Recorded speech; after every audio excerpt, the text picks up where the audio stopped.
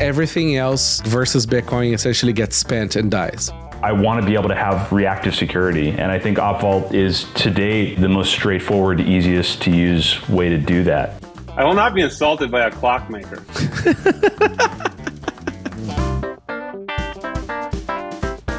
Overall, these kind of ways to make the network easier to both build on and interact with, I think is a really big deal. If Bitcoin existed when we started Twitter, we would not have to go down the ad model path. I mean, it's simple as that. Integrating Lightning into a social network is the killer app.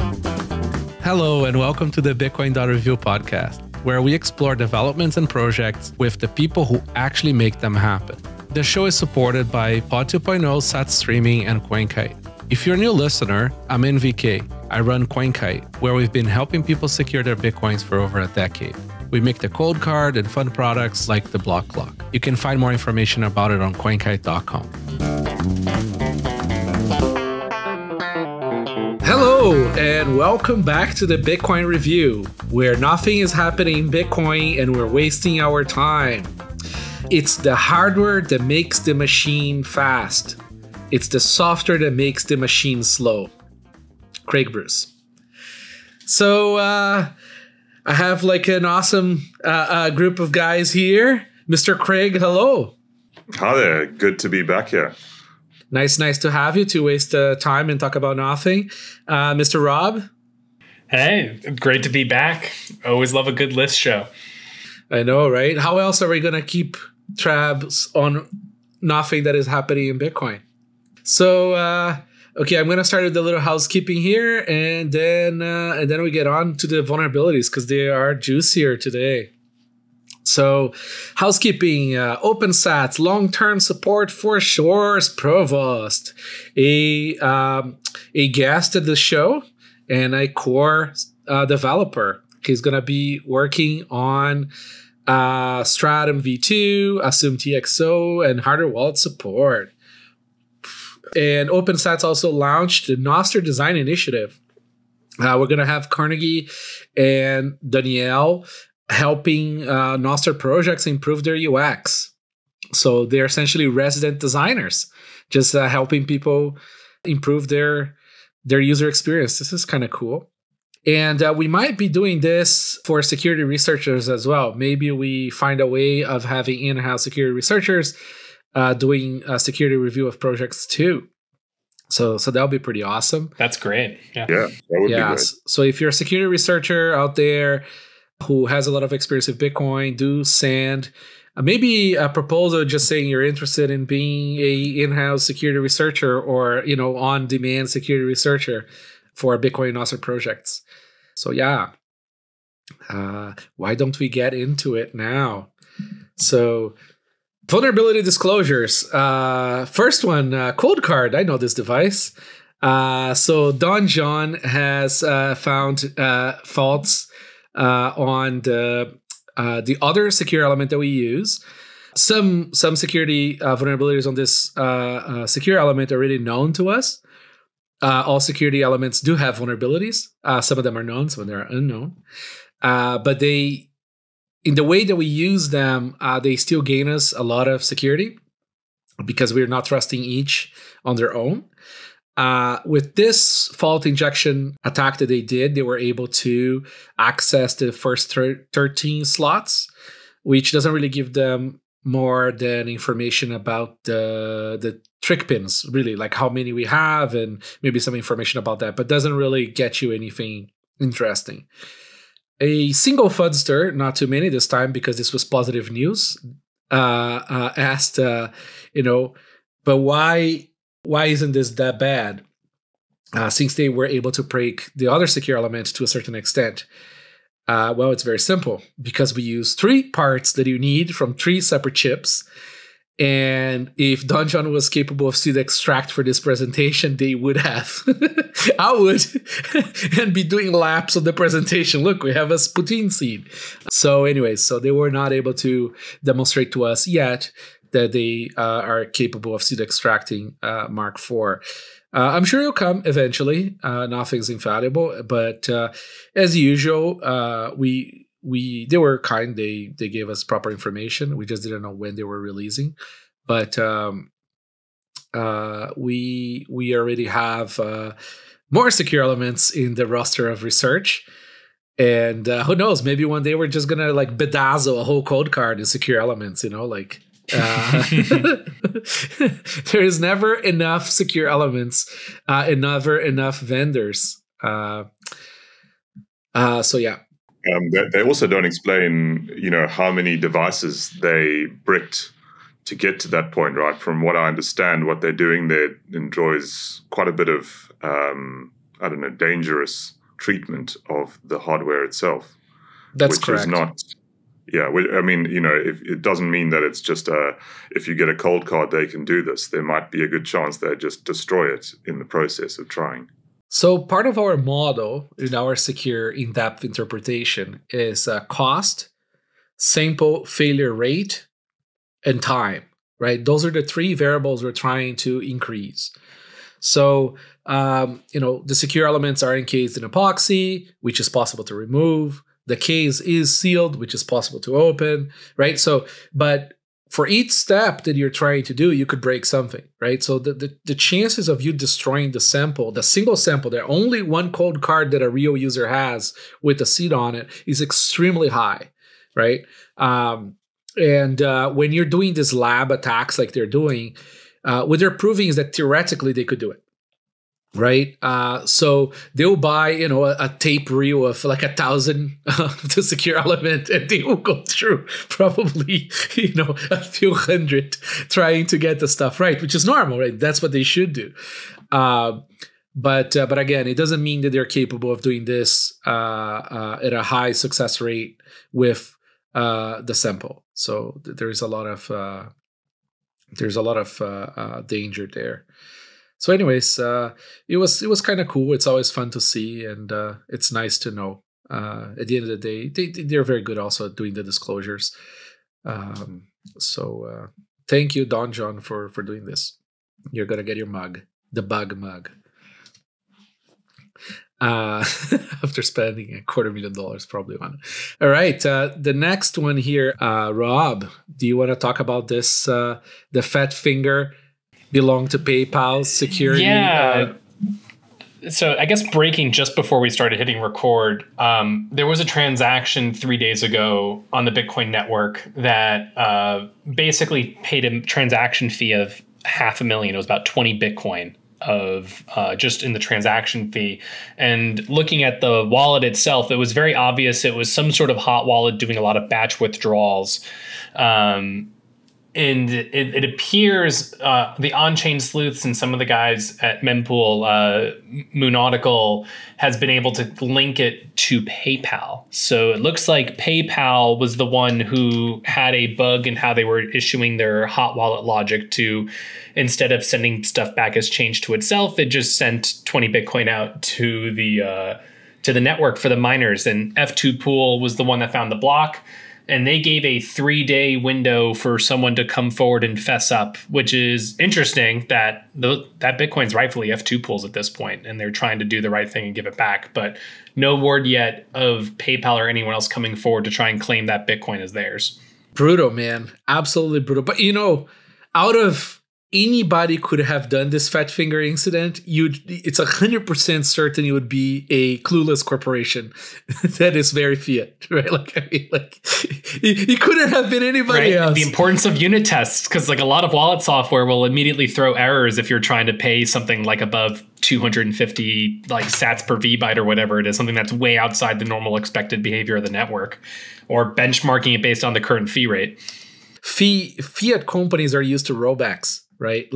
So they I don't think they are as mindful about this kind of mistakes as Bitcoiners would be, because they're used to just ask the bank to send it back or whatever, right? Change the database record. Yeah, right. Line adjustment. Right, yeah, just roll back the database. That's right. At least PayPal is a company with a large enough balance sheet that the $500,000 to them is ultimately not that much in all the fees that they gather every day, Yes. but it's still something that speaks to the importance in building engineering projects on Bitcoin, that you measure twice and cut once. You never want to send things out into the wild in a hot wallet without making sure you're sanity checking all the ways you can foot gun yourself. Yeah, I think the one thing that's interesting mentioned at the end of that tweet thread is specifically referenced that this was a single address wallet, which they say correctly is terrible for privacy. From time to time, I get Bitcoin OGs asking me if Sparrow is going to support their single address wallet, and my answer is always no for that reason. So here's an example of how single address wallets can really bite you in the ass. Yeah, well, Sparrow has a sanity check, right? Limit on transaction fees, right? It'll throw a warning if you go over a certain threshold. Yeah. It will certainly warn you. It'll show you in the UI. It'll use red icons. You'll have to be pretty aware before you do that sort of thing. The Coldcard as well, right? We won't let you sign it really unless you just no.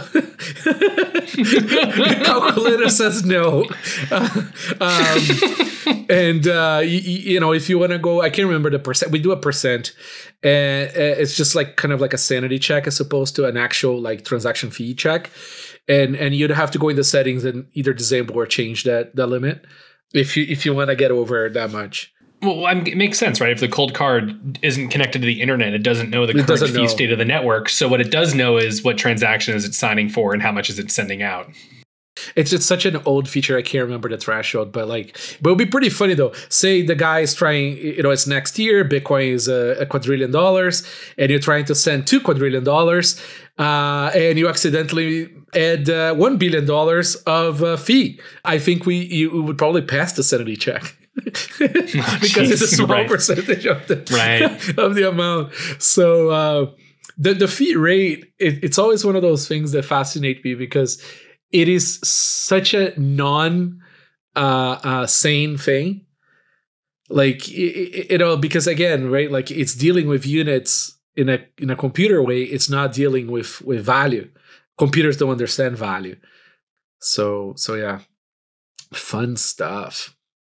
Right, next, DDoS fake lightning channels. Matt Mehrhouse. Lightning nodes released prior to the following version are acceptable to DDoS attacks.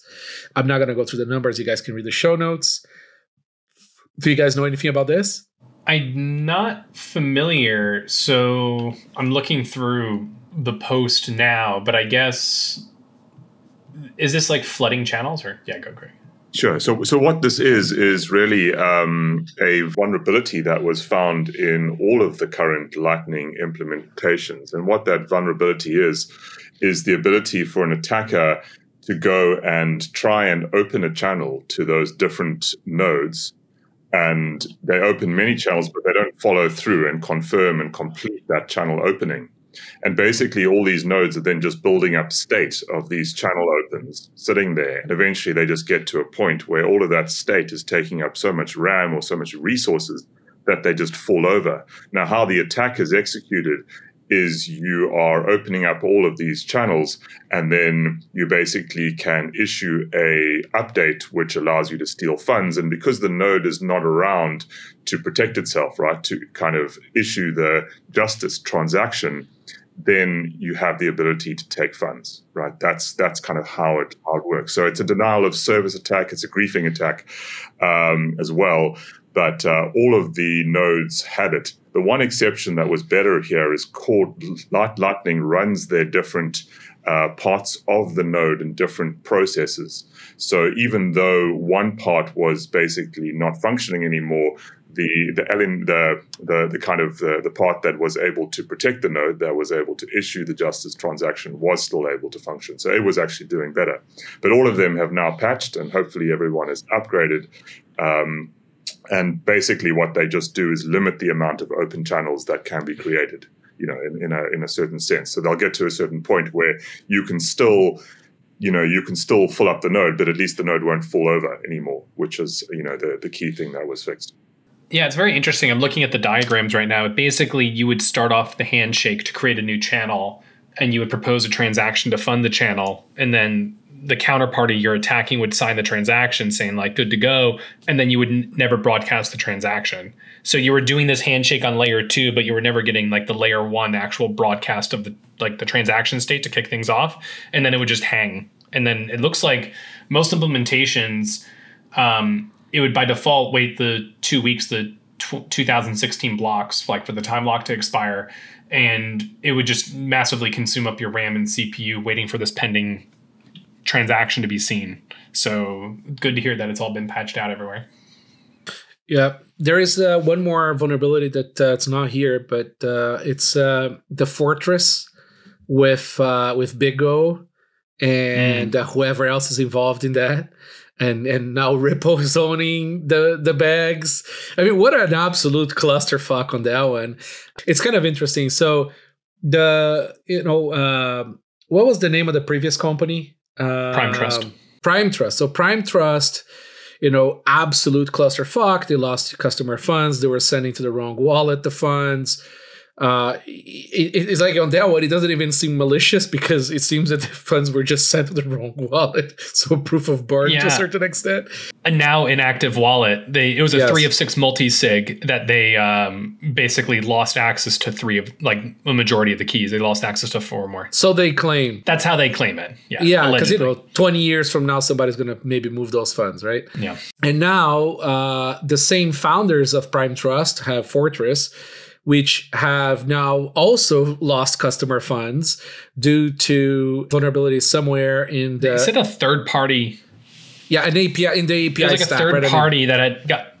Yeah, so somebody that has business logic and access to this API was able to sign funds out. And it was, I can't remember how much, but it was quite a bit. This reminds me of also the Bitfinex hack. Remember, there was also BitGo, where BitGo, again, just sort of say, we have no fault at this because somebody accessed the API and was able to prove that they were Bitfinex and send funds out. What's amazing to me, and I remember that hack, Bitfinex, is that, like, having ran multi-sig as a service with APIs way back in the day, like, there's absolutely no way that we would allow users to not have sanity limit on the API that they cannot change, period. It's like, if you want to use my service, this is it. And you would start calling people, sending text messages to people. If it starts, even if it gets close to that amount, right? Or it tries, you start sending notifications to every possible person inside the organization and, like, make it stop, or we're not going to let it go, or whatever. So again, very weird that BitGo doesn't have these limits. Because every large hack so far has had BitGo involved in some way or another. So Mike Belshi, it's the model. Mike Belshi, the CEO of BitGo, tweeted out that actually the way it worked, this hack specifically was Fortress, and Fortress's hot wallet was using Fireblocks, and that's where the hack took place. Also hacked recently because they used bad ECDSA for multi-party computation. Right. ECDSA and MPC, yeah. So the lesson here for me is very grug brain, right? So it doesn't matter that it's multi-sig, multi-party computation, whatever the fuck it is, semi-custodial. It's not a good idea because any place that coins consolidate, it means it has a higher a bounty for people to try to do malicious things, right? It's just bad. Like, Bitcoin allows you to have your own money. Take it off the fucking platforms. Yeah, the idea that you just have a custodian who holds all of the keys with an API wrapper that lets you withdraw instantly, on your behalf, like, it's just, I think this is just doomed to continue repeating because unlike other bug, like, hacking opportunities, the data is money, right? Whereas, like, if you're a big credit bank or something, like, you may get customer data leaked, but the money doesn't leave the bank. But with Bitcoin, the data is the money. So the moment you have an API wrapper that lets you touch that data, money gone. Yeah, like, Craig, what were your thoughts on this? Yeah, I mean, the sad thing is that the listeners of this podcast all know this information and are not the ones we would hope doing this. So we are not reaching the right audience here, James. No, nobody listens to this pod. But I mean, of course, hold your own funds is the answer to this. That is how you avoid all of the worries and the potential losses. Yeah, I mean, so here's the thing, right? That I think when I was reflecting over this is we do need like business enterprise sort of solutions because the coins will consolidate, period, right? Most people don't want freedom. Most people want a better sell. So they want the cozy feeling of insurance. They want the cozy feeling of a large entity with all the check marks and salespeople telling them that their money is safe. So to me, we can't escape some kind of covenant solution on chain because you would have resolved all these problems, right? I mean, you have like a script that would say, you can only move in a certain way, in a certain velocity, right? You'd have some introspection on that script so it knows how many UTXOs it owns. So it really, like, it's immutable script too, right? In that sense. And of course you have a nuclear sort of like key that can resolve some of that, but that's a different story. That's not available. So we could greatly de-risk this. We can actually put BitGo out of business if we had a covenant solution like CTV or whatever we end up cobbling together, like Opvault, to do this. I think it would be best for everybody if BitGo is not one of the largest pools of coins in this space. Yeah, it's an unfortunate anti-pattern that emerges because you have a lot of institutions who can't directly self-custody, so they have to go somewhere to have someone help them manage their key management. But then you just have, they're not allowed to. Like I've spoken to people who have invested in Bitcoin companies, but they haven't actually bought Bitcoin because their fund mandate won't let them buy it for whatever reason, right? No, or even like, so the custody part, right? Like, I mean, like, so MicroStrategy, like, I guarantee you that part of their like they can't hold the asset itself in their own vaults because there is no counterparty overseeing it. There is no insurance in a certain way. You know what I mean? Like fiat world problems, right? Insurance, legalese, and all this bullshit is not compatible with ECDSA, right? Like, no, we like ECDSA. I don't like insurance, right? No, this is it is like a structural problem where like Saylor doesn't have all of his Bitcoin sitting at a Trezor underneath his desk, right? Like that's not how it's a Coldcard. It is, of course, no, it's a Coldcard, but even then he has his Coldcard for his personal stack. It's inside the yacht. Right? He has a key in each yacht. Yeah, it's multi-yacht security. Exactly. Each yacht has security. One Coldcard on it with a bunker room on it. Yes. No other way, really. No, these are the structural problems, though, for sure. And I think that's like just what I'm working on, at least for right now. I think covenants are the ultimate best answer for this. Yes. I'm working on today with stuff with Miniscript to do the distribution of keys in a way that allows you to kind of like have governance on chain in a way where like you can't just like have one bad actor run off with all the money, right? Having multiple stakeholders being able to sign off on things so you can kind of wrap it in a better financialized product. So there's an alternative to a BitGo and there's an alternative to a Fireblocks, right? And that also it just helps distribute keys because you don't have to keep all the keys at one company. Like I've talked to people who work at Bitcoin companies that are publicly traded. Their auditing firms refuse to let them self-custody. Like it's a non-starter because they have to go through public audits sense, right? every quarter for their stock reports and everything. Yeah. The dev keys get compromised, money gone, right? And then like they can't blame anybody. The guy claims his router got compromised. It's like you really need multi-party participation in something unless you have Bitcoin's chain being the other party. Right. Anyways.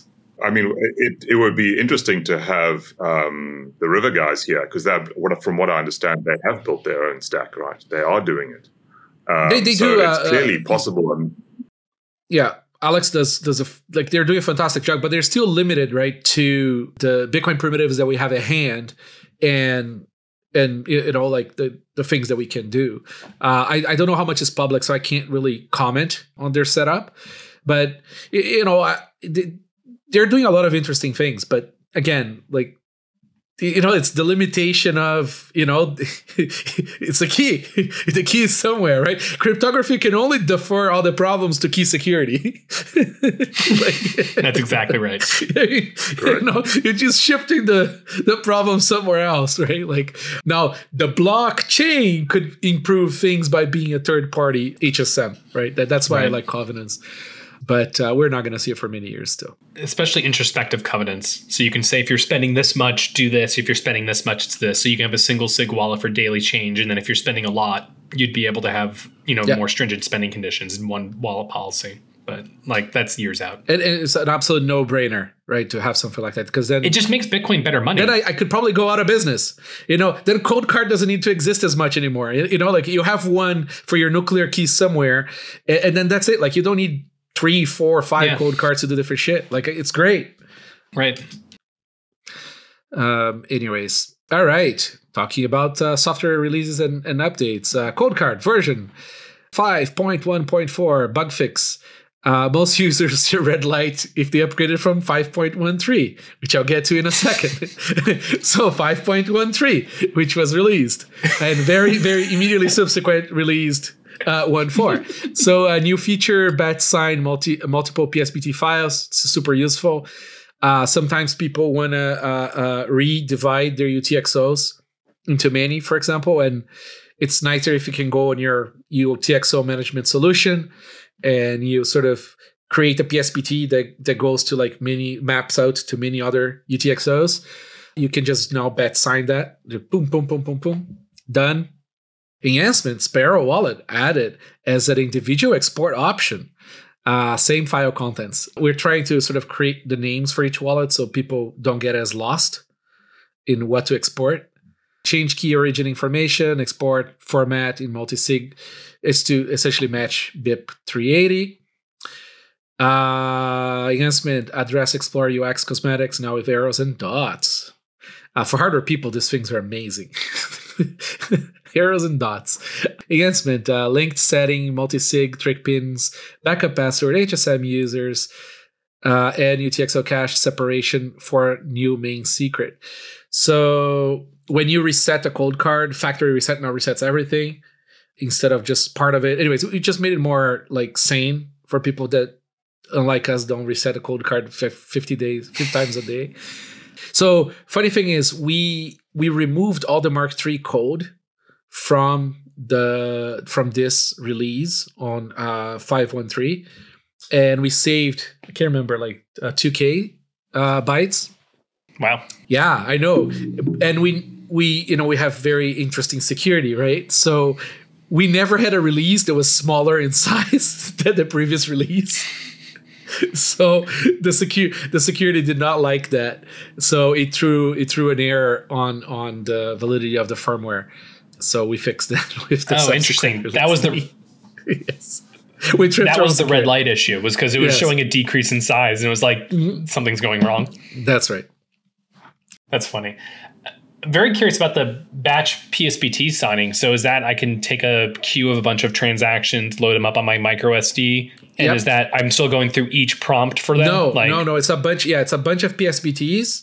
And you're gonna say just like read them all, and then you're just gonna approve each, right? Like it's gonna show yes, yes, yes, yes, and then signs. So you don't have to open each PSBT. Okay. Interesting. There is more features coming that will do some of that for some privacy, interesting things that we're playing with. So signing multiple transactions will be very useful. Sparrow version 1.7.9, 3-year anniversary. Congratulations, Mr. Craig. It's a fantastic wallet. And 3 years is a big deal. So I'll let you take on from here on your release. Yeah, thank you. Yeah, it's a nice milestone to have reached, and Sparrow was launched on the 1st of September 2020, which is Spring Day where I'm from. So yeah, it was nice I kind of realized that on the day. Actually, I wasn't really thinking about it, but it was really nice to see the appreciation that people have for this. So thank you to all. Yeah, so this release doesn't have a lot of new kind of features in the UI, but the one thing it does have is an accounts summary. So all of your accounts on a particular wallet, say you've got a Whirlpool wallet, you'll be able to see the kind of individual accounts and the total that they add up to, which is always nice for people when they start using Whirlpool and their coins go into different accounts for the mixing process, to be able to kind of look at it as an overall and see, okay, yes, no, I still own all of my funds. So you can access that via the view menu. Then there's a variety of other things in here, which is really sort of quite small, but nevertheless nice little UI improvements. So, every single, key store or wallet or, there's various names, signers. Now you can have the label actually encoded in the QR code. And why that's helpful is, you have, for example, your PDF that you print out. When you restore that, it's just a more complete restore. So you now have, if you had labeled that with Coldcard, for example, that label would now come back. And when you sign with the Coldcard, you can see it. So it's really just a user experience thing, but still a nice little thing to have. We've now got the ability to change your transaction labels, and it goes ahead and updates, even if you've made sort of a typo. Before, if the label was filled in the UTXO or the address, it wouldn't go and change that. It would assume you've already said it. But now it'll go and check and say, hey, I can see that you're trying to update this, and it will then go and change it. So again, just a small thing. We've got an upgrade to the next version of HWI, which is the interface that is used to communicate with the USB hardware wallets. And that was really mainly, in fact, to fix a Bitbox issue, which was experienced by a few people. So that kind of updates that.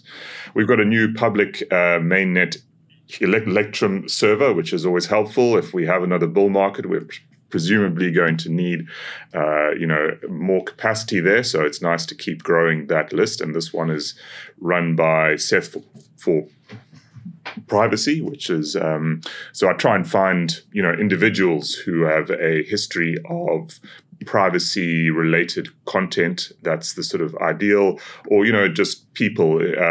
That's really the sort of ideal. Obviously, we can't guarantee anything about logging and that, but it's sort of unlikely, I think. Remember, folks, run your own servers. I agree, of course. We've got some support for mempool full RBF, which is really a setting you can put into Bitcoin Core, which allows you to RBF transactions that are not signaling for it. So if you add that to Sparrow's config as well, it will allow you to do the same thing. So it's kind of just going down that road for those who want to do it. But that is a change you're going to have to make in the config file yourself. And yeah, that's kind of it. There's a few minor little things, but that's kind of where the release is. There's a few little bug fixes as well, but yeah, it's a good release. So I would encourage everyone to upgrade. Nice release, lots of features. Prolific Craig, you're always adding features. I love it. And it's also 3 years of continually iterating and improving. It's a real testament to... As I was saying, the first year you build, the second year you improve, the third year you quit. So you passed the third year now. So that's great. It means that it's sticking around forever now. And I forgot to say CKCC protocol release version 1.4.0, support for Miniscript on the API as well for the Edge release. That's exciting. Libsac 256K1 version 0.4.0. This release adds new L-shift module that implements alligator Swift encoding for public keys and X-only Diffie-Hellman key exchange for them. Well, I'm now a Libsec P expert after listening to the episode you did with the whole brain trust. That was awesomely dry. That was so much fun. It. That was amazing. Yeah, no, that was a really good time. It's so they only just started recently doing versions, right? Yes. Because this is version 0.4, but it's been the library for, 10 years? Requested on the show. I don't know if it's related, but maybe it's true. It's not production ready yet, everyone. It's only version 0.4. Just, I think, all of Bitcoin securities on this. Yeah, just watch master. That was the beginning of it. It's just watch master. If master changes, take the changes. No, those guys are doing ungodly work. That stuff is fucking hard. It is pretty much as hard as it gets, and the most mission critical piece of software in Bitcoin. Like, this is more mission critical than core. I think people understand that. Right. This is the kind of stuff that airplanes fall if it breaks, If people are kind of wondering, well, what is this alligator Swift thing? From what I understand, it is a kind of building block for BIP 324, which is the protocol encryption, the P2P encryption that is currently being developed, which allows all our P2P comms, which are currently in clear text, to be sent in an encrypted format, which was obviously a good step for us to be doing as Bitcoiners to allow us to better hide the fact that we're running a node. So that's what I think this is that they're built in here. I haven't paid attention to this one, so I'm glad you did, Craig. So if anybody is interested in understanding what libsec is, who works on it, how it's done, and all the magic, listen to the previous episode, BR050, so BR50, last episode. It was, we'll definitely put you to sleep if that's what you're looking for. It was great. Liana, version 2.0, unconference season latest. Now possible to reuse XPub with a descriptor. Added new RPC commands for allowing updating, querying labels of TXIDs, addresses, and outpoints. Made RPC connection BitcoinD more robust, and a bunch of other changes. BTC Pay Server version 1.11.4. Minor updates recommended for deployment stacks, which were using MySQL, SQLite, backend parts in the past, such as Raspberry Pi Blitz, Umbro, Embassy OS. New feature, display wallet balance in default currency in the on-chain wallet navigation. And there was also an announcement they're going to make an app now that they have even more. Sparrow bucks. I think they're going to have Opensats bucks too. I can't remember. BTC Pay Server, even building even more. It's really cool. Florestra version 0.5.0. I promise I will use same versioning, same version. Okay, more often. Yeah, so I think we have a bunch of fairly small, well, I don't know if they're small, but certainly not sort of to the outside world, earth-shattering changes here. But I believe that this team, the people working on U3XO, which Florestra leverages, is kind of working towards a mainnet release towards the end of the year. So I'm certainly looking out for that, and it's nice to see the development is keeping going. What is Florestra? I mean, it's a Rust node that I think built on top of U3XO, as Craig was saying. So it's a way of being able to maintain chain state without having to maintain the entire UTXO set. Yeah. No, I know U3XO. I just didn't know that this was a project trying to do that. That's very cool. Yeah. And as I said last time I was here, it does work on Signet right now, and it actually works really well. So you can kind of, a little bit like, you kind of give it your XPub, and it goes off and it searches the chain, and then it just acts as an Electrum server, so you can connect Sparrow to it, and everything just works. So you're kind of using it as a nice little backend there, without having to use a Bitcoin Core wallet, which you would otherwise have to do in that situation. So there's definitely scope to kind of, separate your wallet tracking out from Bitcoin Core when you're connecting to a Bitcoin Core node. And that's an interesting approach, which to be super useful to you. Yeah. So I'm definitely following this work. Yeah, it's definitely the most difficult part of the, from keeping that in RAM. It's a lot of data. It becomes the new performance, I think, bottleneck, as everything, like initial block download keeps getting optimized over and over and over. Like you still have to maintain that UTXO set. So it's a great alternative for having lean nodes. Have you heard about btclook.com? That was our first foray into Bitcoin. Way back then, we launched this project, which was btclook.com. We had the whole blockchain in RAM. So it was super fast to do Bitcoin queries. However, we stopped that project once we reached the limit of hard memory you could have on servers at that time, without, of course, paying $1 million per month. That did improve later, but it was too late for that project. I can say that having all UTXOs in memory is quite nice. I hope somebody does that again. I think we have some pictures there on btclook.com. It was a cool I'm little looking bubble. right now. You had JS3. I can't remember the name of D3 visualizations and all that stuff. Anyways,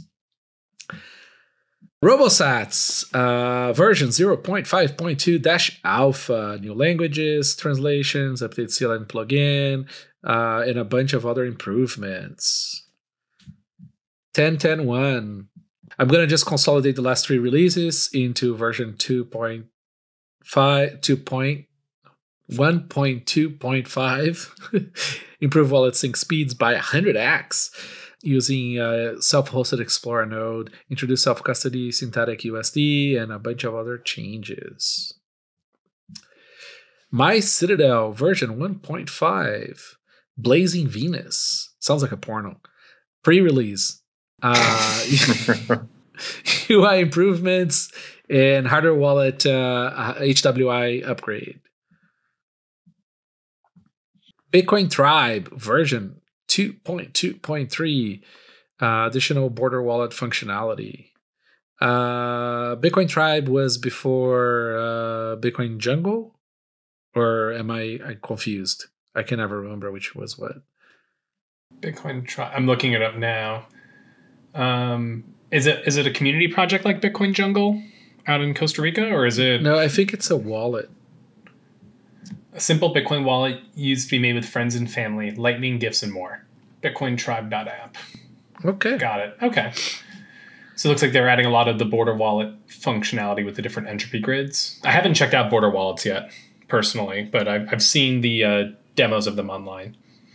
Yeah, it is interesting to see another wallet come and sort of implement it. I'm probably wrong about this, but as far as I know, there was only the kind of web interface that the border wallet guys originally built, and then Sparrow has it as well. So I wasn't actually aware that they were doing this. There was an HRF grant, wasn't there, for border wallet support? I believe so. Yes. Maybe it got people starting to build around on it. Yeah. Well, that's nice to see. Nunchuk. So they launched a new product. It's kind of like a software update, but not. So I just stuck it in here. Yeah, so they're calling. Yeah, go ahead.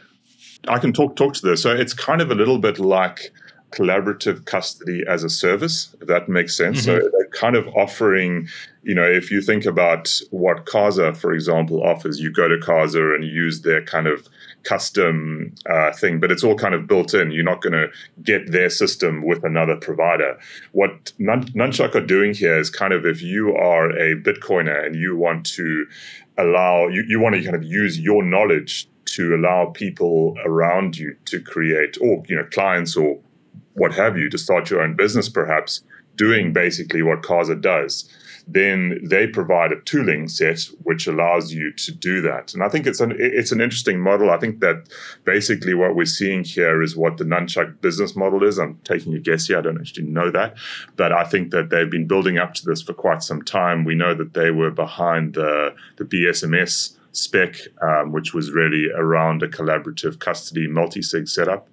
And I think that now what we're seeing is actually the kind of rollout of that into a business model for them, which I think is certainly interesting. If you are a Bitcoiner and you are looking to start a business which helps other people set up a secure multi-sig wallet, then this might be an interesting product for you to look into. What's cool about it is they are not sort of like offering just to be a co-signer. They're making it easy for other people to be a co-signer in your solution, right? So it's kind of like offering the BitGo tools, but not just offering to be a co-signer, right? So maybe you can use the BitGo tools, but instead of BitGo being a co-signer, Rob is a co-signer, right? Which is really nice, right? Because it's like more flexibility in that model, so less consolidation, in my view. Well, it's also more secure because you don't have one set of keys securing everyone's money, right? That's you have distribution of keys. So you don't have to worry about if one server gets hacked, everyone's money's gone. Another cool thing is, I don't know if they're offering as a service yet, but I know they're hosting Coldcard HSMs. So you can have a Coldcard there as an HSM via API with the CK bunker. All experimental, figuring out still, but I don't know, it's nice to see. There is a few sort of brokerages out there that they use them as HSMs, those the CK Bunker. Yeah, and we haven't figured out that yet for CoinJoin, Craig. That you haven't? special. Okay. No, it was not simple or straightforward in the models that we use to sign stuff with like our sanity checks and stuff was going to break too many things, so we sort of parked. But first I need to see if there's enough demand for people to just co-sign with the HSM, like the CK Bunker, and then sort of move on to maybe something more complex. Okay. Yes. Understood. Simple Bitcoin Wallet version 2.5.1. RBF CPFP for hardware wallets. Multiple UI improvements. Labelbase. So Labelbase is Javier's project. It's kind of cool. It's a way for you to sync labels. It's tricky, right? Because it comes with privacy concerns. It's still interesting exploration of an idea. How do you guys feel about it? Well, this is Craig's BIP, right? BIP 329 for wallet label exporting. I think it's a very sensible feature where there's definitely privacy considerations, but even just managing your own node and your own transaction history. You obviously, if you have the output descriptor, you get all the on-chain stuff. But like if you're porting from one computer to another, you want to know the context and know that you can actually retrieve that context, because that's a huge pain to try and recreate after the fact. As someone who's tried doing that before. Well, plus some of us use air-gapped laptops to do the transaction building, not the signing. The signing is in a hardware wallet, but the transaction building is in another sort of very clean machine. So sometimes having the labels synced on that machine, plus your accounting machine, that you don't build transactions, but you do have read-only of the XPub, right? It's hard. Yeah. Yeah, so I mean, obviously, what you can do in that case is you can export your BIP 329 labels file and then just import that, and I think that would still be a relatively air-gapped way of doing it. What Labelbase is doing is obviously not with air-gapped computers. It's obviously with connected computers. You would then connect, and what we have here in terms of the concern is that you're sharing a great deal of information about your wallet, the transaction IDs, and so forth, with this centralized server. So the author of this is very aware of that and is working towards a solution where you'll be able to self-host the software, and then all of your wallets, which can all talk the BIP 329 format, can then interact and share labels, and everything can remain up to date. So, it's definitely great to see this kind of work. It's just, we have to, I think, be aware of the privacy issues, and I'm really looking forward to the self-hosted version. Yeah. Did Electrum ever add BIP 329? Not as far as I know. They do have a label export. The format's a bit different. It doesn't really export everything. Yeah, I'm not sure if it's on their list to do. I haven't looked into it. For anyone out there, I'll put a bounty right now. If you make a pull request that gets merged for BIP 329 on Electrum, let's say 2 million sats. How about that? Great. Let's make it happen. Go there and make a PR merged. Because there's a lot of systems out there that use Electrum still, and it's an actively maintained project, right? So a lot of OG coins are there. It would be nice if we bring them along with some of the stuff like the 329. Next, libwally-core version 0.9.2. This is the last planned release before Wally moves semantic versioning and consistent ABI for elements, non-elements builds with release 1.0. Very cool. Oh, sorry, Craig. One more thing on the label stuff that sort of like brought me up. I always use the show and your presence here as a feature request, essentially expedition. Have you looked into maybe using Simplex as the carrier protocol for you having essentially like a kind of like a chat box on Sparrow versus Nunchuk, for example, or multiple Sparrows? Because Man, a huge part of coordination for multi-sig with other parties, like, need to happen inside the wallet. Like, I really want that little chat box that comes up to the side that I know is essentially end-to-end encrypted with key material that is already the private key. So if it's compromised, it's compromised, right? And, like, no pictures, no emojis, none of that shit, of course, right? Very bare. It could even be normalized data, right? It could be yes, no. It could be amount. You know what I mean? Like, it could be much more constrained if that's a concern, but I don't know. Simplex was not around the block a while back, and now it is, and it does solve a lot of problems, and it has a fuck ton of privacy on it, which is really cool. So, for example, say I have my Sparrow open, I want my other party to sign something. I can propose a transaction, and next time that person opens Electrum over Tor, Sparrow over Tor, it shows up on the screen. Would you like to approve this? Right? That's like the dream, right, for multi-sig. Then you do out of channel checking, of course, but I think and there's something to be said there for multi-sig setup as well, right? Just getting the wallet set up first time. It sounds interesting. It certainly sounds like a compelling use case there. I need to look more into the Simplex protocol myself. I haven't delved deeply into it. Yeah, Rodolfo, would you see Simplex intersecting with something like maybe Nostr? It solves all the DM problems for Nostr. Because, see, what Nostr is discovering is that to do DMs, you're going to need all this other shit, right? And eventually they're going to end up rebuilding something like the Simplex protocol for DMs. So got it. I've actually connected Fiat Jeff with Evgeny. See if they sort out, but there is interest from both sides. So that's exciting. Who knows? Maybe that resolves that. We shouldn't need to rebuild a whole new protocol for it. No, totally. It'd be interesting if you could just even use Nostr for the initial discovery to then move it over to Simplex or something to try and split it in between. The discovery would happen. The beautiful thing of Simplex is that it does have the discovery built in, right? So they're very good at you do the discovery over Tor, it falls back gracefully to maybe DNS-ish, and then full on DNS. Like they did that very well. That's why it feels a little clunky for people who use Signal, who just uses phone numbers.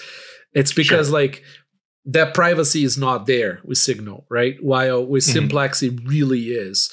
And they can even do new keys or new contacts too, which is really cool. So you don't even have to,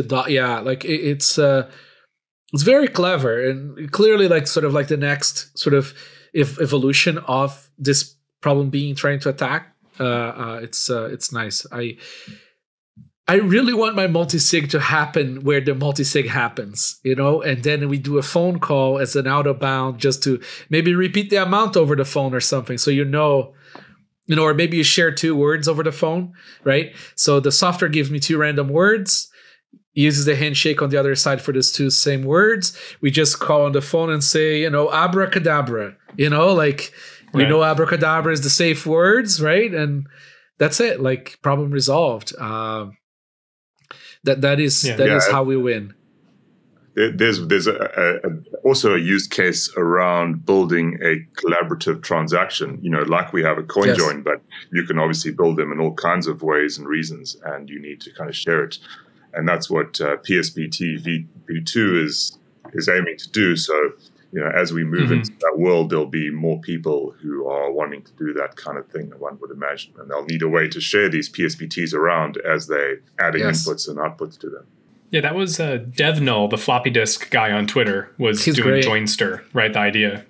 Love that. Just the idea of like using it as a coordination. And there's another company that came across my radar recently too. They actually were just out of the Wolf, the second cohort for the accelerator called SmartVaults, smartvaults.io. And what they're doing is they're actually using Nostr to do all of the coordination for wallet setups and like PSBT, like relays and transactions and stuff. So it's Nostr plus they're also using Miniscript to kind of do more advanced spending, and it uses your Nostr npub as your input signature for that.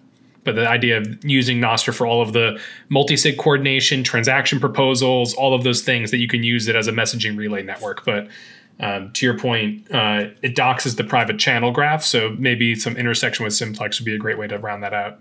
Yeah.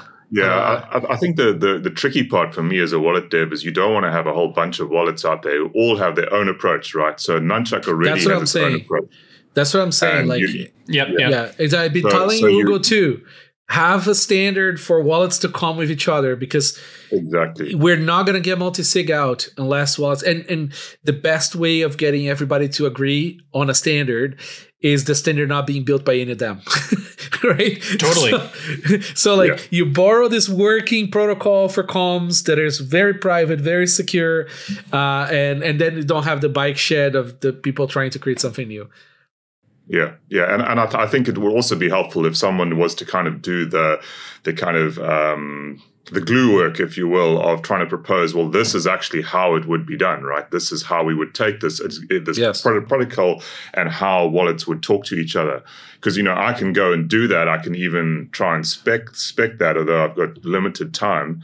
But, ideally, you kind of want it to be proposed by someone on the outside, right? Who's just kind of trying to build this thing and make it focus. There you go. That's an Opensats proposal right there. Go look at how to do this stuff right. Maybe using Simplex, maybe something else. I don't know. And, get a grant to work on that. And then maybe you're a person who's going to implement it, which is even better. At least one reference implementation. You have yourself a grant there. There is money for this kind of shit now. So guys, get off your asses. Parmanode. BTC RPC Explorer can now be exposed via Tor, so you can access it from anywhere with a Tor browser. Very nice. Tor addresses are so good for this because the space for a public key is so large that nobody can guess your address. I love that. Not brute forcing onion addresses. Yes. Yeah, I mean, this is a really cool piece of work. It's basically this kind of bunch of scripts ultimately that just gets you all set up. So if you're not super skilled at setting up your own Linux, kind of Bitcoin, computer, then this is a great project to turn to. And it just kind of gets you set up. A lot of work has gone into making sure that all of those scripts do the right thing and do it in a secure way. It gets you set up with Sparrow terminal. There's just a whole lot of stuff in there. So yeah, well worth having a look. I love some of his write-ups and the amount of for lack of word, the amount of autism that is directed at self-custody, at privacy and everything. I love people like that. They really sit down and think everything through first principles, and they build their own guides and they test everything. It's much needed. If we have a few of those around the space that actually put in the work, is a huge deal instead of pundits with opinions. I mean, it's a great strength where you have one person with a unified view of how to execute, and you can see their whole journey. And another example of that would just be Sparrow, right? Yeah. Craig, that's your one person dream workhorse, and that's how you're going to get this unified, really smooth experience with all these different advanced features, because it's all coming from one set of hands on the keyboard. It's like the bag holder view of the world. I have bags. I need to secure my bags, right? We all do this. How do I secure my bags? How do I secure my bags? With my own personal opinions, right? For the people who don't write software, that's how software is made. It really is a person or two, with a very opinionated view of the world who sit down and write it. It all comes down, I think, in many ways to personal responsibility, putting your kind of name on the line. And, if you can imagine a big faceless corp where people come and go building a wallet versus a single individual or just a small group of people, who do you want to have building a wallet? I guess that's the sort of question. Yeah. Another cool thing, too, is that, for non-corporate software, as you follow the maintainer, right?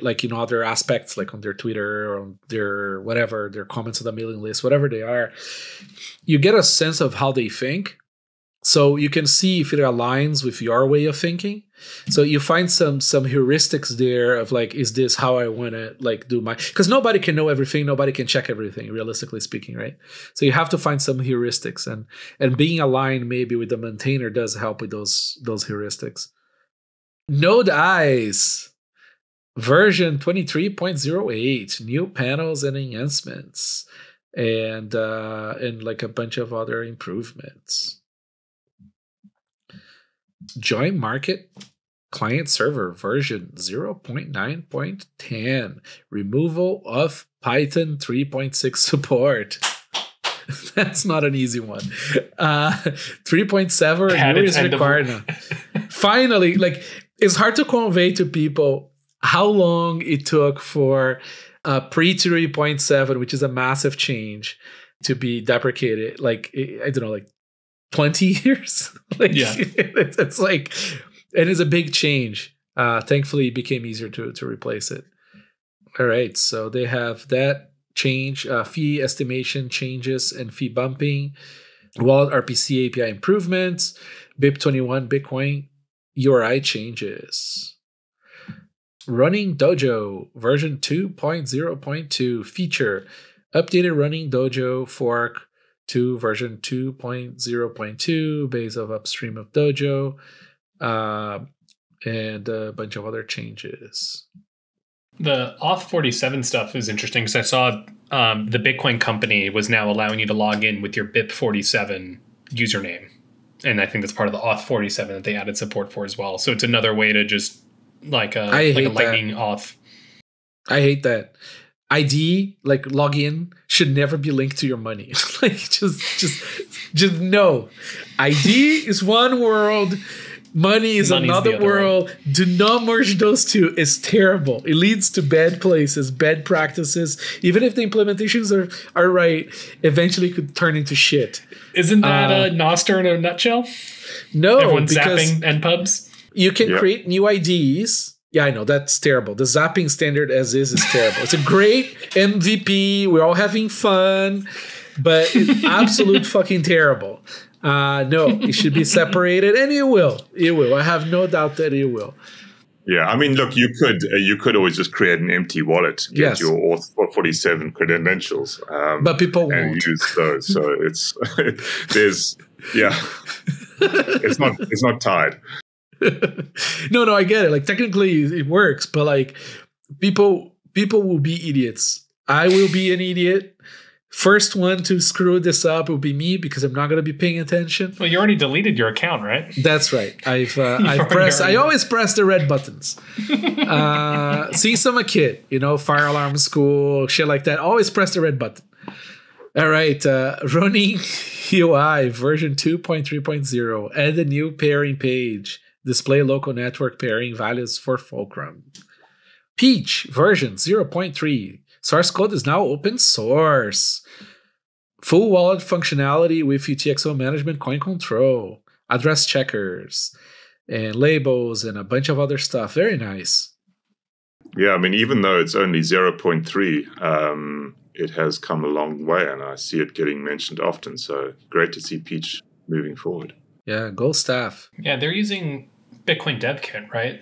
Yes. Swift bindings. Yeah, no, that's great. Like, the coin control stuff was so easy. It's a great, just huge shout out to BDK. It's just such a power workhorse to be able to, like, the idea of like adding something like coin control, which would on a legacy software stack be a big undertaking, just becomes trivial because all of those API wrappers are just so well handled for how people use Bitcoin. It's a great force multiplier for a small dev team. Yeah, I mean, if you can't write Sparrow from scratch, use BDK. That should be your rule of thumb. Like, if you're a JavaScript dev, definitely use BDK. It's writing wallet software is very easy to lose the money.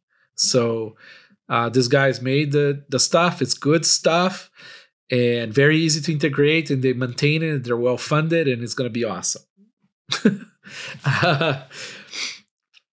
Machankura 8333.mobi. Users can now spend sats on on-chain addresses. RGB version 0-10-stable. One of our oldest Bitcoin shitcoins. No longer in beta. Haha! Great. So now you can go do your shitcoining on Bitcoin without needing any of the chain drives. I'm not even going to say it because people block that word now. And if it gets transcribed for their features, it's a problem. Seedsigner 0.7.0 RC1, not yet named release candidate, pre-release. Reproducible builds, that's nice to see. Now boots in 12 seconds, reduced by 66%. QR-based message signing. Full settings QR support. More responsive controls, faster live preview frame rate, screenshot generator. Cool. Project Spotlight. Smog, a Rust-based CLN plugin that allows CLN's bookkeeper plugin to track coin movement in external descriptor wallet. Neat. We need more accounting software. A lot more. Until the state disappears. BitAxe Ultra, a fully open source hardware Bitcoin ASIC miner. Very cool. I haven't looked into this. It popped up somewhere else. I can't remember where. Have you guys looked into this project? I saw them at TabConf, and basically they were able to take a single chip off an S19 and put it on its own board, and it gets you like almost a terahash, just like the one chip hanging out. So the idea is being able to have low power, other ways of being able to do hashing. It was crazy. I was checking them out. They were reverse engineering like all of the pin interactions and how to get it to do all the hashing and everything. They put a lot of work into it. It's a cool concept. Oh, so this is not an ASIC. It's just it's a control board. It's a control board where I think you drop in the one chip, but I'm now looking at it to confirm. This maybe it's a different project, but it takes a chip from the S19 XP and then you put it onto this control board. Okay, so it should be called a fully open source control board Bitcoin ASIC miner. It's bring your own ASIC. No, it's a completely different project, right? Yeah, bring your own ASIC. That's very cool that people are doing that. The big boys in mining have a lot of custom control boards too. Marshall was doing some overclocking control boards for some of those miners too. Well, it makes sense. Your comparative advantage, if once you have the electricity stuff sorted out, that's where you get all of your margin and efficiency is how you're using the software to get the most stuff done. Yeah. It's hard to compete with China mindset on cost optimization. It's nice to see. Lightning and L2 plus Q something. We're going to need to expand that to add all the L2 plus something. It's just like the gender crazy people. LND version 0.17.0. First release to include the new Musig 2 based Taproot channel type. I think this is simplified Taproot channels, but not 100% sure, says Johnny. Yes, it is. That's right. There you go. Very nice. Yeah, so we're seeing the first Lightning implementation coming out with Taproot channels now, which is great to see. Obviously it's going to be a while before we see that getting used a lot in production, but it has to start somewhere. I mean, BitGo is doing it. Now they can lose your money on Musig 2 via API. Well, this is exciting now too, right? In the sense that it'll now just look like a single SIG on chain, right? You'd be able to have more efficient Lightning channels. I think it just gets more software kits used to using Schnorr-based MPC, which I think is a good step in the right direction. And for the BitGo thing, right? They were the idea was they were using the PSBT. They were using proprietary fields for all the nonce coordination. So we're finally getting to the point where it's leaving the whiteboard for theoretical ways of doing this stuff and actually making it live production software, managing it. I still remember when people were sort of bitching about what is Taproot for? Nobody uses Taproot, right? Nobody's ever. No, it's like this shit takes a long time. It's very hard stuff, and especially if you don't want money gone, you got to develop these things and implement them. You see, it's a big deal. And it's nice to have a different primitive. Yeah. around. So when this is released, we would hope to see that the number of Taproot addresses on chain starts growing. Like that would be sort of a marker point on a chart. Yeah. So yeah, I'm looking forward to seeing whether that happens. I'll certainly be watching for it. Definitely. And Lightning channels that are only using one key. It's a great win. Are you working on Musig too, or any other Schnorr sort of interesting things on Sparrow yet? No, so I'm more interested in Frost because it implements a threshold-based multi-signature scheme. So that's certainly an interesting one, and one that I'm definitely going to be spending some time looking more into and figuring out how to do it. In a secure way in Sparrow, but I think it makes sense to not try and be too early there. Yes, the work is still ongoing in terms of the actual implementation. So I think I'm going to want to lean heavily on the SecP folks with that work. So yeah, it's same from our end. Yeah. I am eager to have Frost as something that we provide in Coldcard. But especially for hardware wallets, there's still a lot of open questions on how do you handle interactivity. But it de-risks keys, man, like in a big fucking way. Like it's gonna be nice. It's massive. You can make every single transaction look like a single sig on chain, right? Like massive thing. And I guess it was a Bitcoin Review episode 38 with the Frost episode you had with Jesse Posner. Like, there you go. I think going back to that one, anyone who's interested should really check it out. And I think the goal is by the end of this year, it's merged into the SEC P256K ZKP library. It's like the experimental branch. And then maybe we'll get an increased confidence and adoption of people starting to tinker with the tools there, because it's an amazing step function and being able to have security. And the idea that you can rotate custody off chain, you could regenerate shares. So if the three of us are in a threshold 2 of 3 and we fire Rodolfo from Bitcoin.review treasury, Craig and I can go generate a new third key and give it to someone else, and doesn't require that on-chain transaction. That's roast. Oh, the roast. Yeah. Well, that's roast. That's how you take the keys out. Yeah. So what's interesting too is this was new to me as I was recording the last episode, is that so ZKP is fully controlled by Blockstream. It is not a feeder to libsec proper. I didn't know that. I thought it was kind of a feeder, but it's not. That was interesting. Yeah, I thought so too. Yeah, no, it's just the things we learn, right? I mean, the hard stuff is always like just a handful of people working on, and not everything is visible. So that was nice. I do think that the guys, Jonas and my memory is terrible. The great folks from libsec proper are very interested in getting Frost in as well. So I think the hardest thing for them is measuring demand to prioritize things.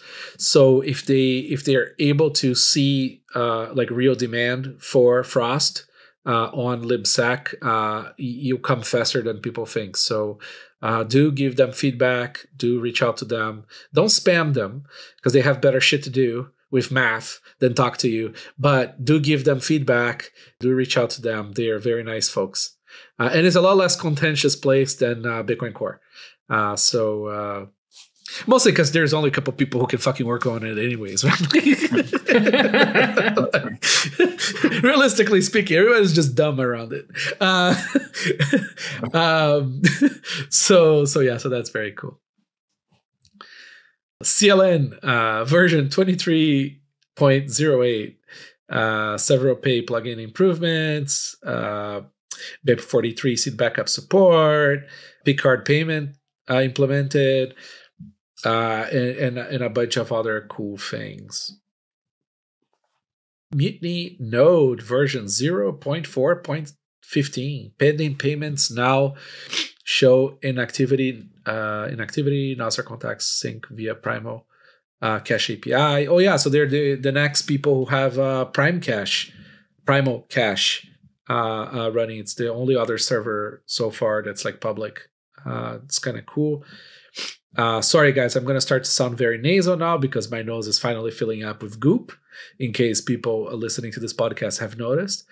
I have a cold that my kids brought here. Great. So yeah, guys, Mutiny Node is like really nice, and a lot of people using Mutiny Net are using the Mutiny Node for that. Very active Signet happening there. Connecting with Nostr now, right? You have like that as an address book. Yep. Very cool. Yes. Money and IDs. That's what I was poking. See, here's the thing that I think Simplex solves. They have a very, very tight way of generating new IDs based on an original secret, right? So, and very good forward privacy as well. So maybe their schema becomes more acceptable way of creating IDs for payments. Because now you can have essentially a throwaway ID per interaction, and sort of like de-risk a little bit that because it could become a shit show, especially if backwards chain analysis later on, right? You sent a little bit of coins, somebody figure out a new way of looking back into their coins and dox their coins. Like it's not great.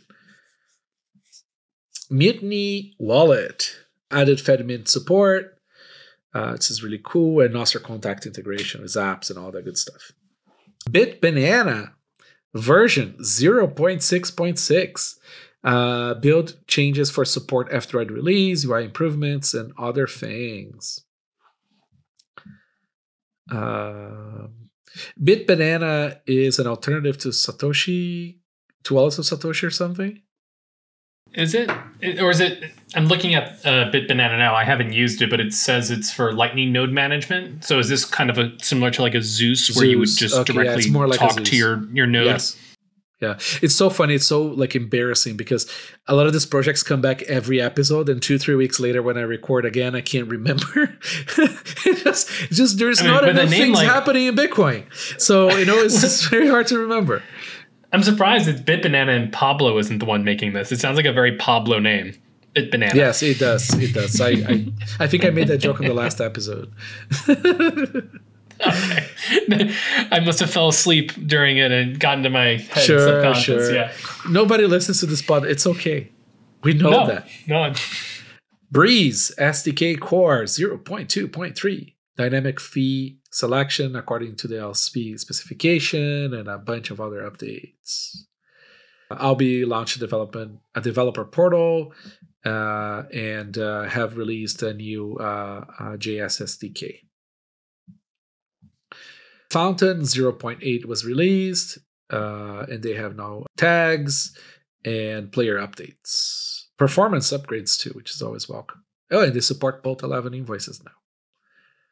Wallets of Satoshi version 2.2.7 allow custom notes on Lightning invoices, show current BTC fiat value in menu, and other things. LN bits version 0.10.10 event. Nayuta Wallet version 0.2.0, Spark Wallet version 3.1, Satimoto version 0.4.4. This list is too long for Lightning. I'm just going to read the numbers now. Enuts. So this is cool. It's a Cashew wallet for Android and iOS version 0.0.3-beta.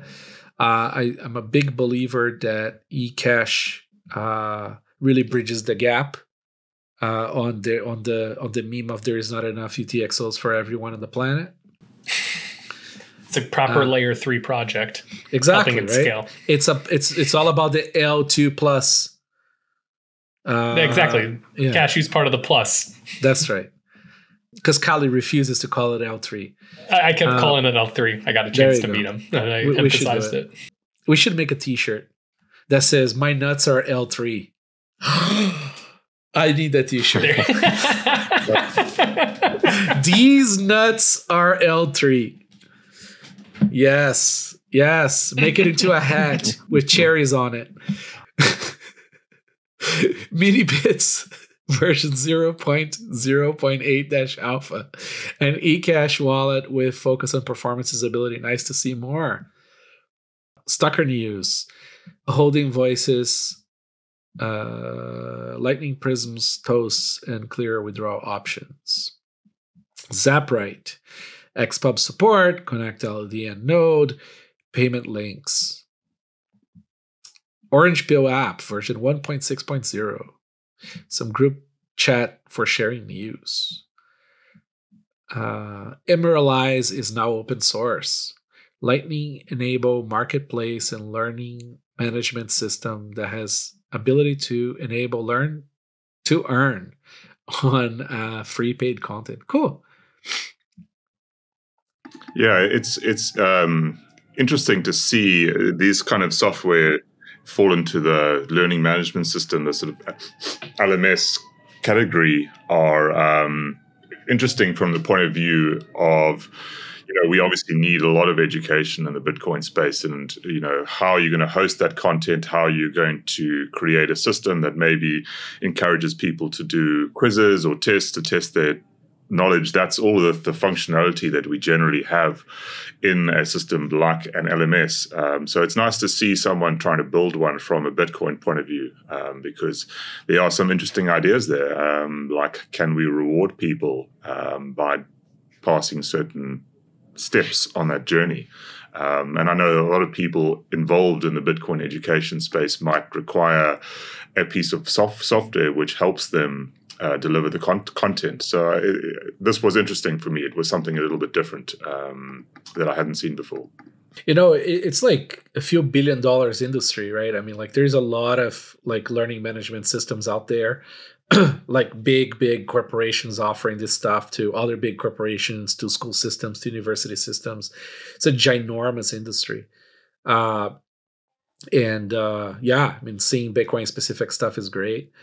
Another thing that we should maybe do is, all of our wallet software doesn't allow the user to generate the seed until they pass a quiz. Is Craig right, Satoshi? ? I am not going to give you the answer to that one. So yeah, no, it's very cool, and I think this is also important because as corporations start to adopt Bitcoin, especially like financial institutions, fiat ones like banks, if you work in a bank, you can't do anything until you pass certain tests. All your compliance. So yeah, all your compliance shit is all online test stuff, and and you have to redo it every quarter or whatever for some of the stuff. It's kind of hilarious. They have this like part of their very NPC employee type. They have this NPC sort of like a portal where the employee logs in. It doesn't let them do shit until like, oh, you're missing 3 tests. Or you can't send this email. It's pretty horrific to work in those environments, but I've seen those. Anyways, project. Oh, did I forget any project releases that you guys may know of? No? Don't think so. No. Okay. So Project Spotlight. The Split Kit. Empower your projects with Lightning Network boostograms. Zap Locker. Non-custodial Lightning address server with base layer support. SimLN. SimLN is a simulation tool that can be used to generate realistic payment activity on any Lightning Network topology. Very cool. Satogram. Send messages to most of the Lightning Network. I love the most of. The Visible Universe. LNplay.live. Rent a Lightning Network. Oh yeah, the LN Play Live. I think I met these guys at BitBlock Boom, and they were also at TabConf. But the idea was that you'd pay Lightning, and then, like, for example, like Lisa's like Bitcoin LARP, where there's a bunch of supplies and activities and things. Like there's like an online component to it, and you pay it, and it spins up the servers, and the servers are online for 2 hours, and then it spins down. So it's like microservice computing that you just pay the Lightning, and it automatically uses like Nix to stand up all of these servers instances. So then the demo's live, and then the demo tears itself down. So it allows you to have like a microtransaction with an infrastructure piece of code. Software releases and updates for Nostr. We're going to also be quick here. NDK version 1.0. Congratulations, Pablo. That's a big deal. And he's doing some great things, including blacklisting BRB.io, which is a great way of handling your bugs. If you suck, Pablo, He just blocks. this is not how you handle errors. You don't just block the error producing entity. You handle the errors, sir. Unbelievable. We're here trying to provide a quality, very consistent error source. And this is how they handle it. Unbelievable. Yeah, just block the transactions you don't like, and then problem solved, right? Just block everything. Version 0.8.21. The protocol is the App Store. That's also part of that release. Sorry, that was the previous release, which added BIP 89. Sorry, NIP 89, NIP 90. For the people that don't know the vending machine stuff, and Craigslist events with NIP 99. Anyways, it's quite amazing. Pablo is doing God's work on that one. Snort version 0.1.13. They have a V2 design and a bunch of other added improvements. Amethyst version 0.76.0. Again, a bunch of other updates. Man, Nostr is just so absurd. How much updates they have, like every week. I literally gave up. I'm not gonna have the Nostr review list anymore because, like, it's just so absolutely retarded with the amount of updates. They're like, we just you had like two back-to-back.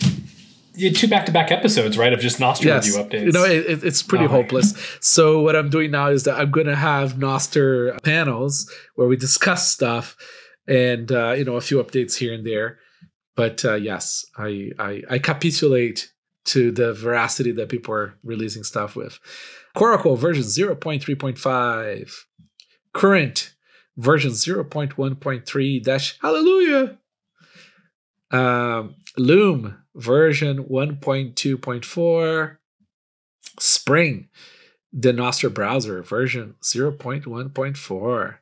Amber version 0.0.7. Nostr event signer for Android. It's kind of like Nostr on the iOS. Mostro version 0.8. Use duration for send sign and a bunch of other updates. There was also a Primo update I just downloaded. Hang on a second here, I'll tell you. It's the test flight 0.28.2. Great improvements too.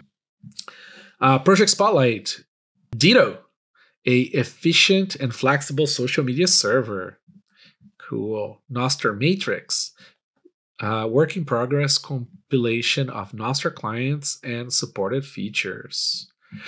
I mean, this guy is also going to capitulate in like 2 weeks because it's going to be like another 100 projects. Like Nostr Matrix, is this combining Matrix chats with Nostr? No, it's just like a matrix of all the clients and what they can do and what they can't do.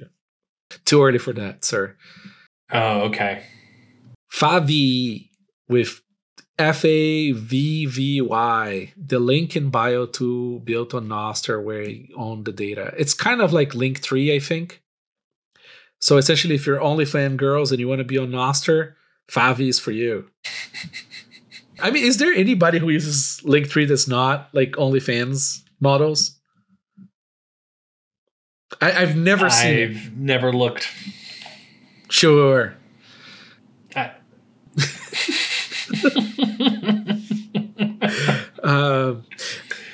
It's funny. I don't think OnlyFans has any Bitcoiner as a customer because Bitcoiners would never put the credit card to look at porn.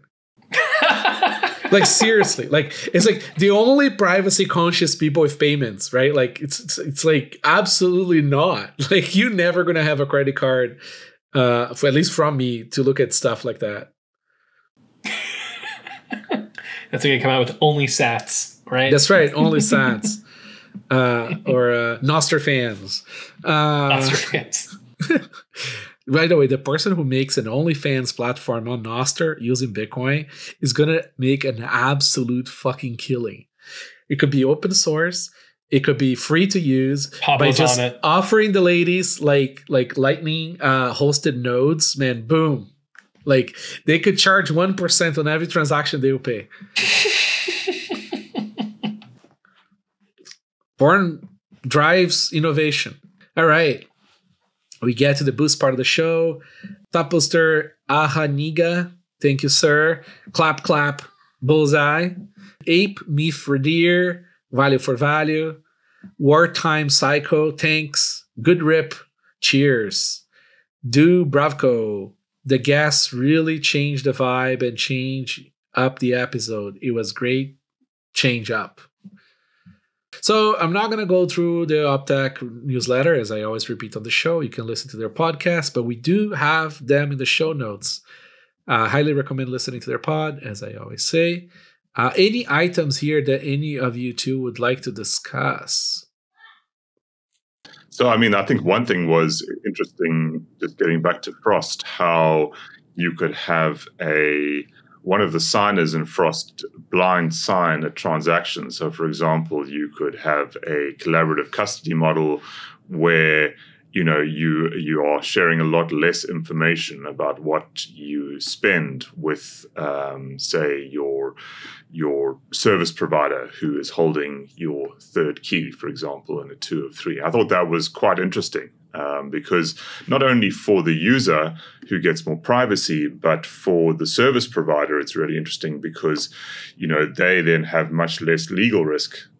As a result of, they can honestly cryptographically say, we don't know. We can't tell anything about what we're doing. So it kind of means that all of a sudden, for example, Unchained can sign transactions without going and seeing, well, do these, break some kind of rule? Are they on some kind of blacklist? They can just go ahead and sign. So it is interesting, and with thinking about what the impact of that could be. Another cool thing too is that thresholds part, as your legal risk decreases, and your threshold of capacity decreases as well, right?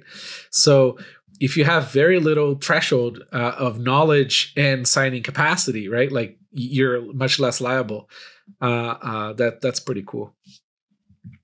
For sure, yeah. I'll have to look into how the data exchange works, because when you're doing, I haven't done a Frost signing session myself yet, but are you given a SIG hash? I'm curious, what data load are you signing? Because then the trade-off is that the data vendor, the signer, couldn't help verify, oh, are you sure you want to send the money to the right place? It's totally blind, right? So if they can't verify anything, they're just a blind sign, go, automatic service. Trying to think, I guess that speaking of Frost and thinking about this, the management of data, I think, Craig, software wallets get an increased importance because they can be part of that, making sure, keeping an index count of your nonces. Well, you don't have a choice. Right? You're gonna have to. You're gonna have to enforce nonce reuse. Even if it's not privacy leaking, if it's not security leaking explicitly, that data is integral to the management of those Frost keys. Is making sure that you're not double signing stuff and making sure that you're keeping a accurate track of everything. So it definitely adds more state management on top of the wallet. But I think that's part of the trade-off and the opportunity is you take all of this on-chain stuff and you put it off-chain, and as long as you could manage all the off-chain stuff reasonably, you have all that upside. There is 2 sort of types of signers that are going to exist in Frost, in my view. You're going to have a dumb signer, and you're going to have a coordinator. And software wallets like Sparrow, provided that Craig is interested, is going to end up doing both. Right, you're going to offer both because you're going to have some users that need to be the coordinator or have coordinator needs, even if they have other setups that are the cosigner, right? So you're not going to run away from having a coordinator because the coordinator is going to be the enforcer of the key rotation as well, right? Key rotation between quotes. Right. So that's lots to think and do there. Indeed. This one I missed. I wish I had read into it. The TX hash in CFS. So this is some mashup of CTV and APO. So I don't know. Do you guys know anything about this? So CSFS checksig from Stack is a working opcode today in the Elements blockchain. So Blockstream already has it. And in theory, you could just take this code from that one opcode and make that a proposal for Bitcoin. You don't have to take all of the elements, diffs, and merge everything, right? You could take this one opcode operation in theory. The idea, though, is what you get with TX hash and checksig from stack is I think it allows you to do both of CTV and APO. And for those not following along at home, APO has gotten a lot of support from people who want L2 symmetry to kind of reduce the complexity of managing layer 2 channel state and penalty transactions. Whereas CTV, it has other, APO has other kind of covenants that kind of like appear because of it. Whereas, CTV, I think, is the much more straightforward approach for BIP 119.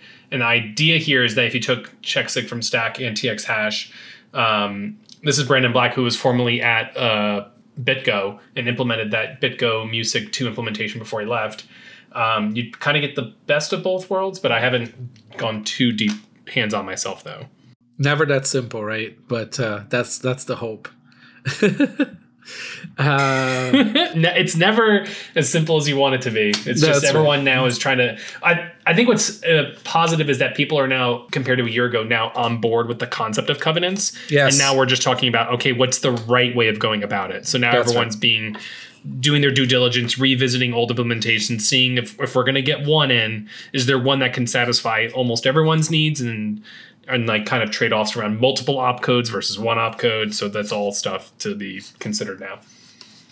Yeah, I think there was a really interesting panel at TabConf, Rob, I'm sure you were there, where we really talked about this word covenants, which is such a loaded word these days and generally actually scares people off. What we're actually talking about when we talk about covenants is opcodes that can do introspection and do things based on, the transaction or something that appears in the script. Now, of course, we have this today, right? We have checksig and all kinds of things. So what we're actually talking about here is adding additional opcodes which just do things like the opcodes we already have, but with a few additional, check some other things, right?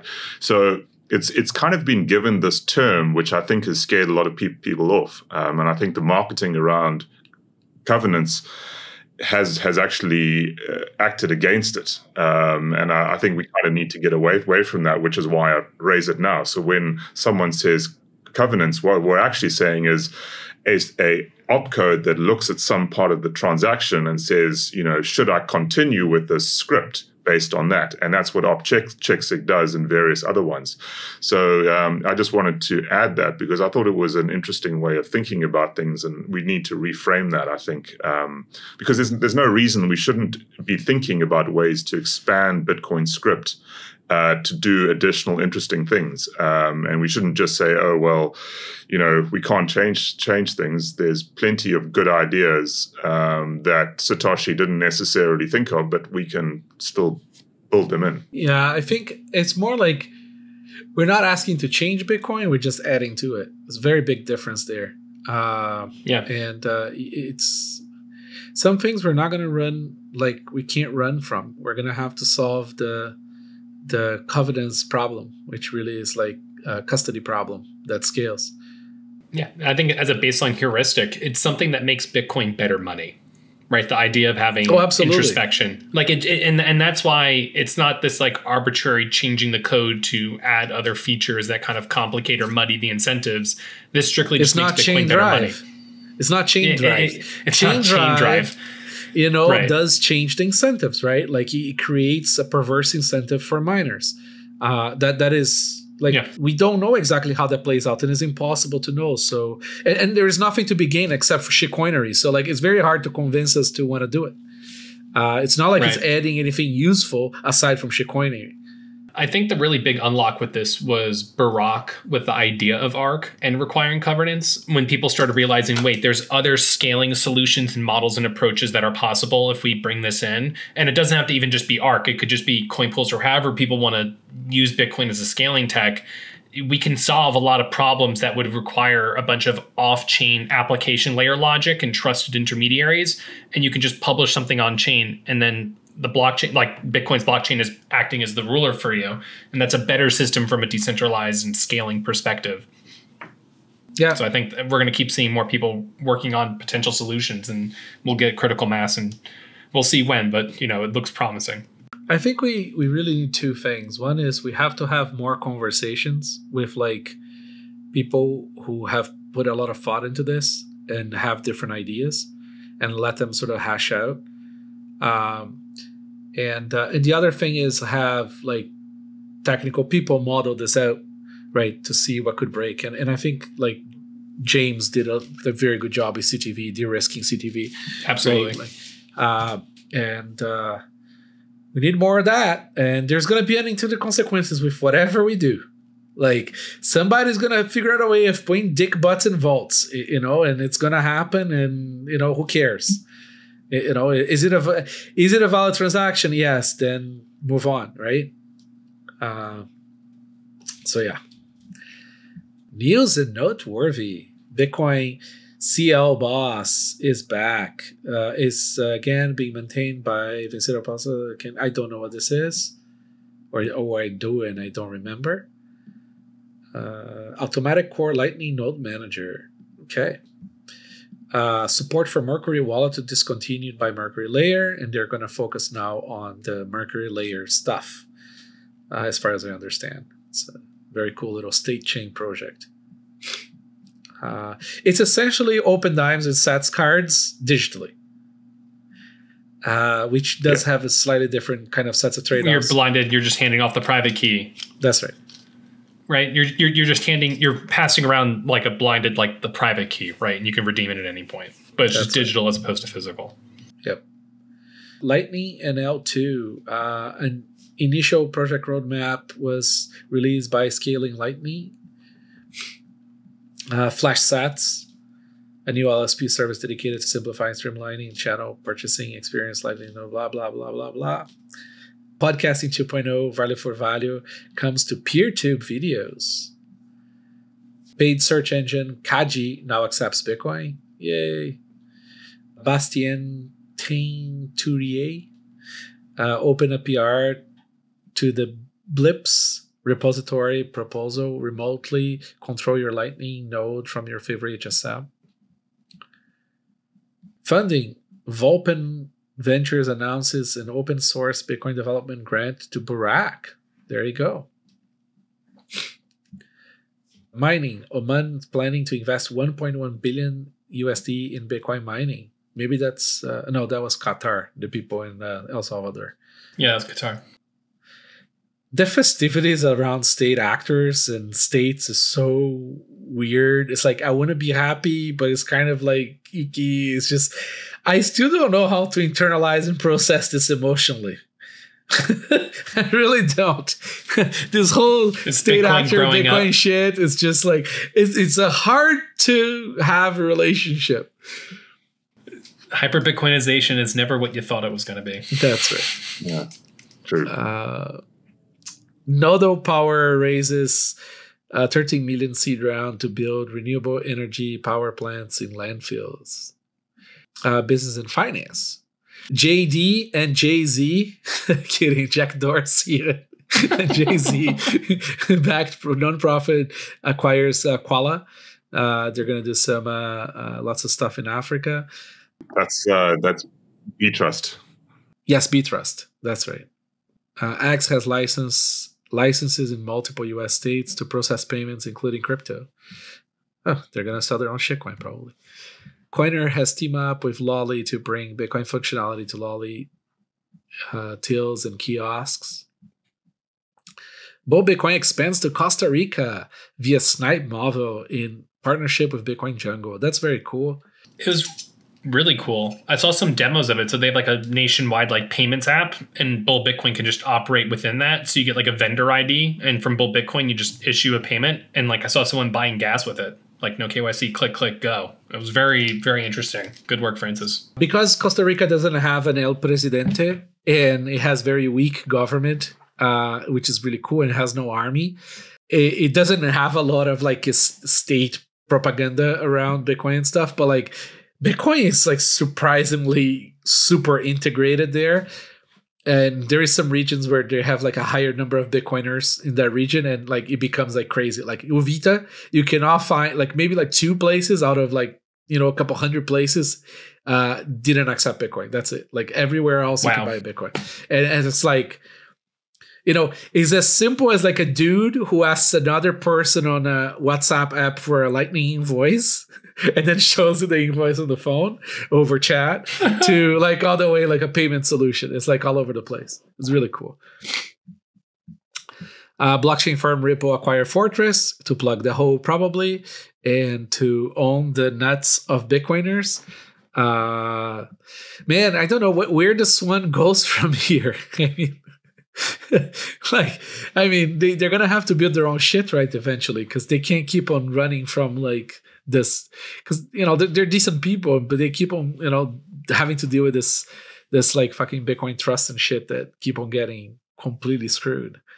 Yeah, if I had to guess that they're gonna rapidly be trying to buy or build out alternative infrastructure, so it takes years. And this really, no, it's not easy. I agree. Like regulated like trust companies, like they're not things that you just kind of start up in your basement, right? So they're in a tough spot where they're very professional and very expensive way of losing money. No, there's a bifurcation, right? There's the legal entity that holds the in a courtroom, the aggregation of the key, and then there's the key management, right? And the key management thing didn't exist 15 years ago as a business, right? Like it's only maybe in the past, like custodians, right? Where that idea comes in. And those are two distinct things, the title and the actual key security. So the law doesn't give a shit about ECDSA. And really ECDSA does not give a shit about the law. Exactly. ECDSA does not care about the law. Don't say the second part. Well, they're going to send a strong worded letter to the ECDSA CEO. Okay, on it. A hyper-Bitcoinization fintech bank Revolt with 15 million users integrates Bitcoin SegWit addresses on-chain withdrawal. That's cool. El Salvador will implement Bitcoin education into public schools in 2024. That really sounds like a government sort of like press release. Really quick, the news came out this morning. Brian Armstrong from Coinbase said they're adding Lightning Network. It's official now. Okay, great. I still hate you, just like a tiny little bit less. Still no Taproot support. Yeah, still delete Coinbase and go fuck yourselves. Jesus, those guys are bad. It doesn't help when your CEO is a conehead. Shitcoin clownery. I like this section, Johnny. This is great naming of a section here. New KYC ML compliance protocol proposed by Ethereum founder Vitalik Buterin. Dude, that thing is like Orwell could not have written a worse paper than that one. Brutal. So let's actually pause on that for a second. Like, why is it bad? So, I mean, on the surface, like what it is basically you can provide a zero knowledge proof to show that your coins have not originated from, for example, an OFAC sanctioned source, right? So, on the surface, you're not really. It would seem like someone might say, well, this isn't so bad. Because I'm not giving up information about my wallet. I'm just kind of, proving that I'm not obtaining my, it's kind of a less onerous KYC. But I think the real issue here is that you are ceding ground when you do that. You're kind of saying that these invasions of our privacy are okay and we're going to design our protocols around it. And that's really what the issue here is in my view. They're giving up fungibility. Yeah. Right? And salability. Really salability. Which kills money. They're literally like giving up the whole fucking point, which is like you don't need permission to transact. Like, I mean, it really is that simple. And if this thing gets adopted and integrated, it becomes like chain analysis where, companies that don't support this don't get to have a license if they are fiat bridges, right? So it's fucking terrible. Stop giving the bad people ideas. Christ. Yeah. Like they don't know this shit. There's nothing forcing a developer to build this stuff, and yet they're building it anyway. And that's the issue. It's not like a law saying you have to do this. There are laws for different citizens around the world, but we can't see ground to them. And the problem then becomes who maintains the list? Because it could be starting with OFAC, and then you can just start adding more and more people, and then and since you've integrated this at the protocol level, you can just start de-anonymizing everything. Like I don't like NVK's tweets about my favorite Prime Minister Trudeau. So he's on the list now, right? You can't make fun of Trudeau. And we know now that a first world country could fucking freeze your bank accounts. Yeah, we saw that. Like, because you donated $10 to a bunch of yahoos, as they would call them. I'm not sure if I would call Canada a first world country. That's kind of pushing it. Which states do you live in? Anyways. Nice try. That's right. So first thing is, the bad people, the fiat people don't fucking understand this shit. So stop giving them ideas. And I'll repeat that 50 times over, right? They don't have imagination. The other thing is, I mean, Vitalik is clearly not an idiot in the sense that he knows he has a shitty fucking project that's dying. So he's clearly trying to pivot into CBDC provider infrastructure, right? Like, it really, like, I mean, there really is very little in Ethereum left that is not exactly what the state actors are asking for as the solution for them. You can roll back, you can block people, you can account their shit. It goes right to the base level. Account-based versus UTXO-based. Yeah, it's absolutely. perfect for that. Like, you just have your one account. Anyone can look at your account and see all of the assets you own and all of your on-chain history that's ever existed because it's all account-based. And it's like served up to you. Yep. But it's actually worse, right? I mean, currently we have a fiat system where the bank knows what you have and maybe the government can get access to it. But we're not talking about an open blockchain where anyone has access to it. You know, they're actually moving in the wrong direction. It's not like they're just kind of maintaining the fiat status quo.